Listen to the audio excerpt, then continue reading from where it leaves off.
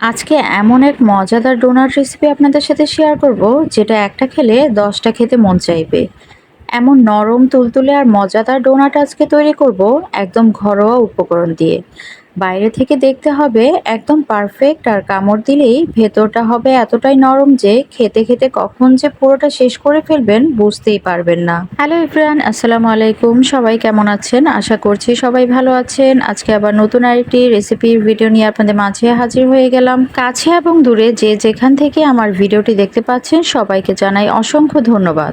ভিডিওর শুরুতেই আপনাদেরকে একটা ছোট রিকোয়েস্ট করব, প্লিজ আপনারা ভিডিওটা দেখার শুরুতে একটা লাইক দিয়ে ভিডিওটা দেখা শুরু করবেন, কারণ আপনাদের একটা লাইকই আমাদেরকে নতুন নতুন রেসিপি ভিডিও বানাতে অনেক বেশি অনুপ্রেরণা দেয়। তো চলুন কথা না বাড়িয়ে আজকের রেসিপিটা শুরু করা যাক। প্রথমেই হচ্ছে আমি একটা মিক্সিং বোল নিয়ে নিয়েছি। এটার মধ্যে হচ্ছে আমি 3 কাপ ময়দা নিয়ে নিয়েছি। আপনারা চাইলে আটা দিয়েও তৈরি করতে পারবেন, কিন্তু ময়দা দিয়ে হলে বেশি ফ্লাফি এবং সুন্দর হবে।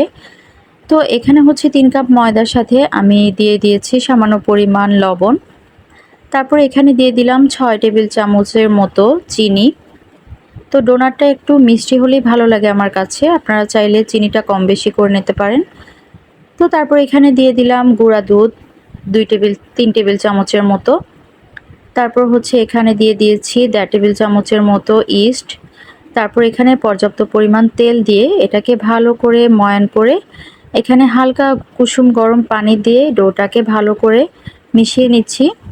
চেষ্টা করবেন যে কুসুম গরম পানিটা এমন হবে যে একটা আঙ্গুল চুবিয়ে রাখলে যেন 10 সেকেন্ডের মতো রাখতে পারেন, এমন যেন কুসুম গরম পানি হয়।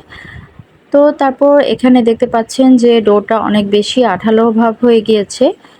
তো এটা চিন্তার কোনো কারণ নেই। এটাকে হালকা একটু তেল হাতের মধ্যে মাখিয়ে নিয়ে আবার হচ্ছে এটাকে ভালো করে মথে নিতে হবে। তো দেখতেই পাচ্ছেন যে আমি কিভাবে করে ভালো করে ডোটাকে মথে নিয়েছি।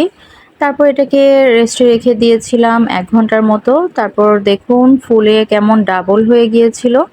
চেষ্টা করবেন যে গরম কোনো স্থানে রাখার জন্য, তাহলে ডোটা অনেক তাড়াতাড়ি ফুলে উঠবে। তারপর আমি এখানে কিছুটা ময়দা ছিটিয়ে দিয়ে এটাকে ভালো করে আবার মথে নিচ্ছি।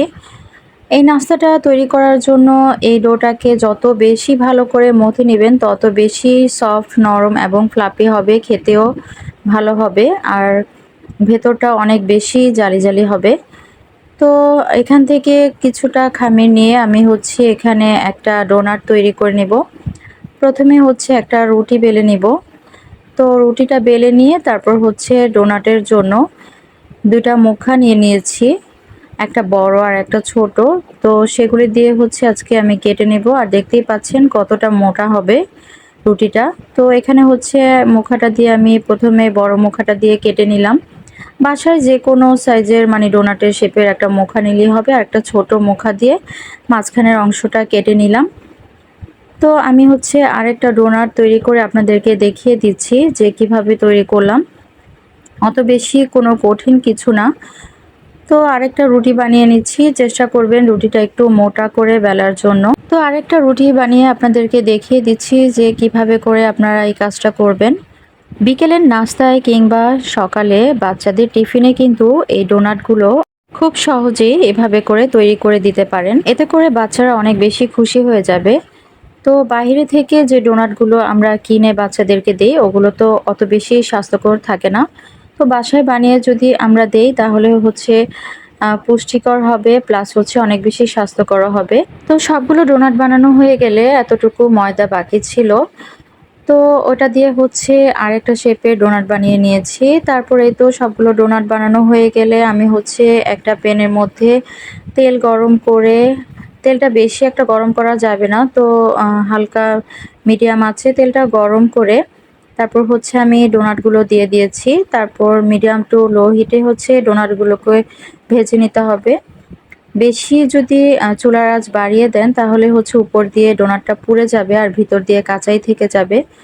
তো দেখতেই পেলেন যে আমার ডোনাটগুলো ভাজা হয়ে গিয়েছে। তো হচ্ছে আমি এখানে ডোনাটগুলোকে উঠিয়ে নিচ্ছি। তো আপনারা চাইলে এভাবে করে বাচ্চাদেরকে ডোনাট বানিয়ে দিয়ে ওদের খুশি করে দিতে পারেন। বাচ্চারা তো ডোনাট অনেক বেশি পছন্দ করে। আমার বাচ্চারা তো অনেক বেশি খুশি হয়ে যায়।